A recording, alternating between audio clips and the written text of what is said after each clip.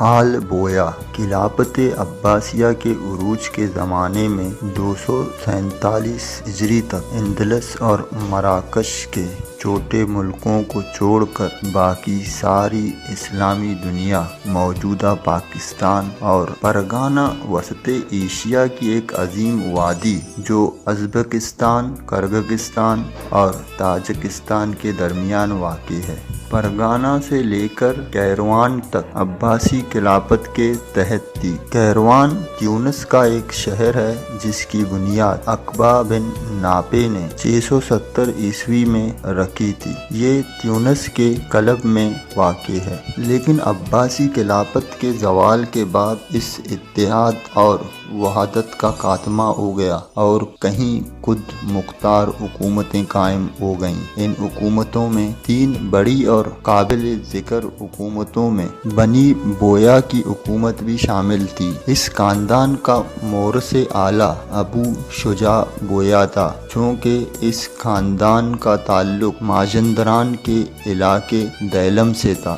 مازندران یا مازندران شمالی ایران کا ایک صوبہ ہے جو کیسپین کے ساحلوں پر آباد ہے۔ 1596 عیسوی سے قبل یہ علاقہ تبرستان کہلاتا تھا۔ مازندران کے علاقے دیلم سے تھا، اس لیے بنو بویہ کو دیالما بھی کہا جاتا تھا۔ یہ ایک ایرانی خاندان تھا۔ اس حکومت کی بانی 3 بھائی علی، حسن اور احمد تھے، جنہوں نے بالترتیب حماد الدولہ، رکن الدولہ اور محاذ الدولہ کی لقب اختیار کیے اور ایران عراق میں علیحدہ علیحدہ حکومتیں قائم کی۔ حماد الدولہ ان کا مرکزی سربراہ تھا۔ اس کے بعد یہی حیثیت رکن الدولہ کو حاصل ہوئی اور اس کے بعد عضد الدولہ اور اس کی اولاد کو بغداد پر اسی خاندان کے حکمران محاذ الدولہ نے 334 ہجری میں قبضہ کیا تھا۔ عراق کا پورا ملک اور خراسان چھوڑ کر باقی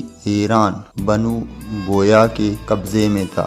بغداد، اصفہان اور شیراز بویہی سلطنت کے بڑے شہر تھے۔ دولت سامانیہ کے زوال کے بعد رے پر بھی ان کا قبضہ ہو گیا۔ اردو کا 14واں عرب رے ہے، فارسی کا 12واں، عربی کا 10واں اور ہندی کا 27واں عرب ہے۔ حساب ابجد کی رو سے اعداد 200 شمار ہوتے ہیں۔ دولت سامانیہ کے زوال کے بعد رے پر بھی ان کا قبضہ ہو گیا۔ بنی بویہ کا سب سے مشہور عضد الدولہ 366 ہجری تا 372 ہجری ہے۔ اس کے بعد بنو بویہ کی حکومت میں انتشار پیدا ہو گیا۔ عراق، رے اور پارس میں بویہی شہزادوں نے علیحدہ علیحدہ حکومتیں قائم کر لی۔ ان میں رے کی حکومت اس لحاظ سے مشہور تھی، اس کے حکمران فخر الدولہ کو ایک بڑا قابل وزیر